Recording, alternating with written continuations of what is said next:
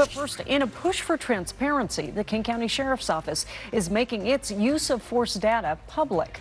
The website lets the public search the last 6 years. And good evening, I'm Monique Minglavin. Hello again, I'm Steve Rabel. KIRO 7's Allison Grandy. Got a look at how it all works and how the Sheriff's Office will use it. Allison.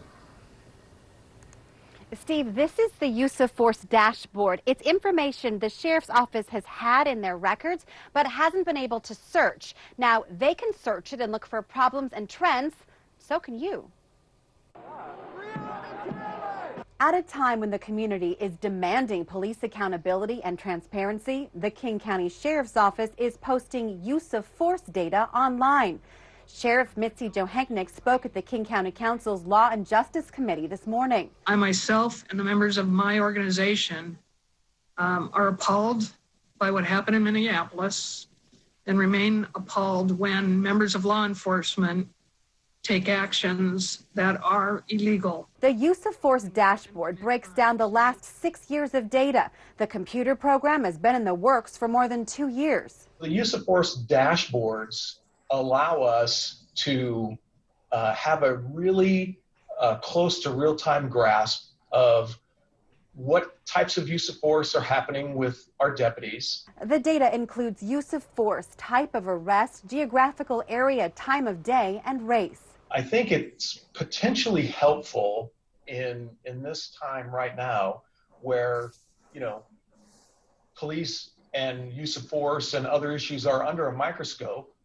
And we're saying, here you are, here's this information. The Sheriff's Office will use it to identify if deputies are using too much force, improve training, and change tactics for the types of arrests that seem to use the most force, like probation violations and disorderly conduct. It's the type of transparency, along with adding body cameras and dash cameras, many believe is necessary to restore faith in the department. Last month, the Sheriff's Office settled with the family of 17-year-old My Chance Dunlap Gittens for $2.25 million. The teen was shot in the back of the head in a botched sting operation in Des Moines in 2017. The sheriff apologized. I recently had that opportunity in person or via Zoom to talk to Mr. Gittens and Miss Dunlap and express my apology to them, the loss of their son. So here's the kind of information you can find. I printed this out to make it easier to see. So here it talks about the type of crimes, and use of force. So you can see the highest use of force is for probation and disorderly conduct, and in this year the least was for traffic stops. You can go through that database yourself, put in different queries, so you can find out exactly what's happening here in King County. Reporting live, Allison Grandy, KIRO 7 News.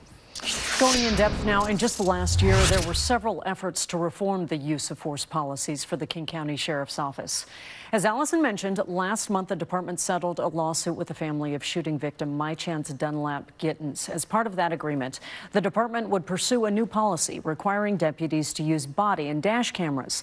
The settlement also required the sheriff to sit down with the family and go over a report from the Office of Law Enforcement Oversight. That report highlighted 19 reform recommendations by the administrative review process that it claims the Sheriff's Office failed to implement. And among them, ensuring deputies are adequately identified as law enforcement, making sure training records are up to date, and policy changes dealing with undercover operations. Also last year, the county held back some of the Sheriff's Office budget until it responded and adopted 2018 recommendations on use of force. Those included how the sheriff speaks with the media and the public following an investigation, how it investigates use of force complaints, and how incoming complaints are classified. All of this is on top of Initiative 940. That was passed back in 2018, and it forces law enforcement agencies to adopt training and curriculum for violence de-escalation and mental health training.